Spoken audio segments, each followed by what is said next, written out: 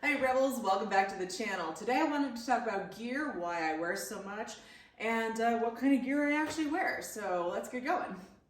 So for starters, I wear the CC Gear leggings. I picked these because I wanted something that was a little more feminine than just your basic jean, and because unlike riding jeans, they actually have Kevlar that run all the way to your ankles, which I like my ankles as much as I like the rest of me. So I thought I would buy these, and I've worn them for 2 years now, or 3 years now. Really like them. They do come with the knee pads and hip pocket protectors, so you can put your protector in. They've got pockets for the hip protectors. There you go. I wear Milwaukee leather boots. I really like these. These are awesome. In my boots, I carry my Damsel in Defense Kubotan, also known as the Stabby Jabby. I actually sell these, so link below. And I really appreciate having something like that handy. And the bag I got on Amazon, I can link that as well. I just sewed one of my stickers onto it because I'm a nerd. And let's see, this unfortunately is no longer sold anymore, so I'm not even going to give you the brand. They unfortunately went out of business, which is too bad because I really liked it. It needed to be a little bigger, unfortunately. They're either large or extra large, and it is tight. But it's very nice, comes with all the pads. I've taken the back and chest pads out because I actually have those in my next item. So as far as jackets go, I have two. So this is my Milwaukee leather. This is the first jacket I ever bought. I love this jacket, but it didn't come with any armor in it. And so hence the underneath piece, because that gives me the armor.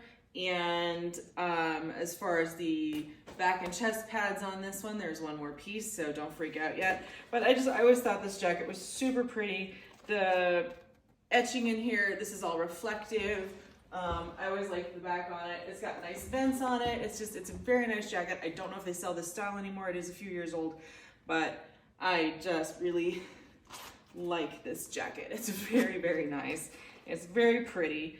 So I've got this one, and then I'll show you what I wear over it, and then we'll talk about my other jacket. So over the top of my Milwaukee jacket, I wear a Helite vest.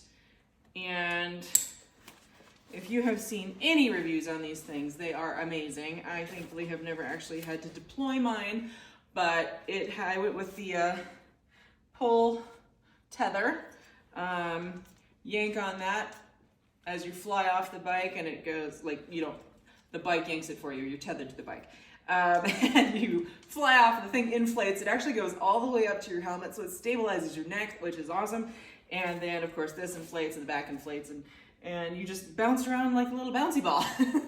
And they make jeans now, too, which is amazing. So at some point, I'm going to invest in those, but they're like $800, and, one thing at a time. So like this, it comes in bright yellow as well, so you can have your high vis on. I'm not a huge fan of like wearing big labels all over me, and this is as subtle as they got, but it's comforting to know like this area is all protected, because who wants to get crushed? Which is why I actually wear gear. Been there, done that, but we're gonna talk about that in a minute. So this is my first setup. And then of course my helmet is the Shoei RF 1400, and I really like that helmet. And is that it for safety gear? Gloves, I have a variety of gloves. My favorite are Icons right now, but I'm looking at getting something that's a little more of a gauntlet just to help protect the wrists. And I think I'm looking for some that actually tie your fingers together, because I don't really want to tear my fingers off. Being a hygienist, I need these guys. Even not being a hygienist, you need your fingers. So kind of what I'm thinking there. My other jacket is the Helite Artemis jacket. This is the women's jacket they made several years ago. It is unfortunately no longer made. If you do what I did and contact them, they might have a few left in stock somewhere in a warehouse. I've had it for a few years, so who knows if they have any left. But this was their one female jacket that Helite made. And again, we've got our tether, and it's got the canister sits here, which is honestly kind of awkward for a woman. Like, not a huge fan of the placement of that, but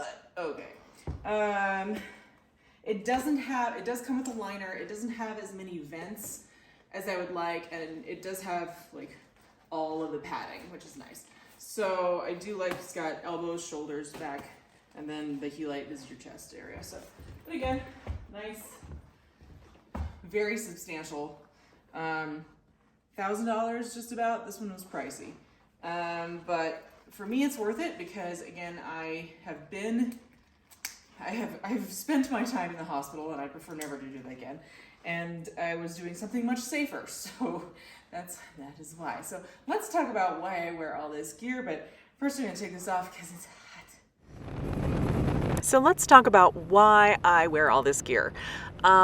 While I admire all the people that can run around in like, t-shirts or tank tops, especially the women, like the tank tops and the cute jeans and the little tennis shoes or whatever, no helmet, hair flying in the breeze, you look amazing, but to me it's terrifying. And the reason why is because I spent 5 days in a hospital in 2008.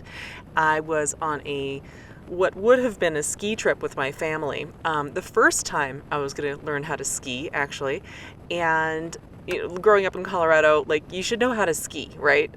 So long story as to why I never learned, but we were going to learn this particular day. So we'd rented this cabin and we were headed to one of the ski areas, and we'd like rented all this gear and we were super excited. And we ended up going down this very main road, which I will probably ride this summer and actually document that. But we were riding down this road to the ski resort in a Ford Bronco, I think. And my mom was driving, I was in the front passenger seat, and we hit a patch of black ice. Started careening towards the canyon wall, ended up overcorrecting, ended up hitting a tree on my side, on my door. It pushed my seat over by almost a full foot into the car. So I got smushed really pretty good. So the whole right side of my body got smashed. I ended up spending 5 days in the hospital, a month on a walker. Been there, done that. Had a collapsed lung, 5 broken ribs, crushed my pelvis in 2 places, crushed my sacrum in like 7, I think. It was a lot. Nurses kept coming in and poking my toes and going, "Can you feel this? Can you feel that?" Yes, I can feel my toes. Please stop like pinching me. What hurts the most? My shoulder. I broke my shoulder. So right where your clavicle bone attaches to your shoulder, it's called the AC joint. I had a class 4 break there, so it popped off and then sat like on top of the shoulder. So I had this really nice bump for a long time. Always awesome when the surgeon comes in and goes, "How are we going to put that back?" And I was like, "Yeah, you're not touching me." So I never actually had surgery for it. And on occasion, if I move right, you can kind of see it. I did have a friend that managed to reset the bone completely by accident the next year. So that was hysterical. Or no, almost 2 years later. It was almost 2 years later and reset the bone. Anyway, it was amazing. So never had to have surgery on it. But yeah, I've done my time, right? And I really, up until then, had never broken a bone, and I really just don't ever want to go through that again. I was also told I'm not allowed to ski because if I ever fall again, I will probably be paralyzed down my right leg. And so I'm trying to be very careful again with all my gear because I really want to ride, but I also really don't want to be paralyzed down one leg. So this is why I wear all my gear.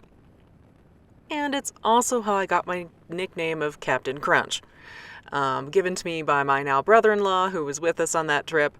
And yeah. I think it's a pretty epic nickname.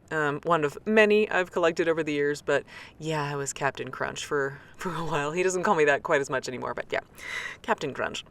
So anyway, that is my experience and why I wear what I wear and why I'm always looking out for new and good gear.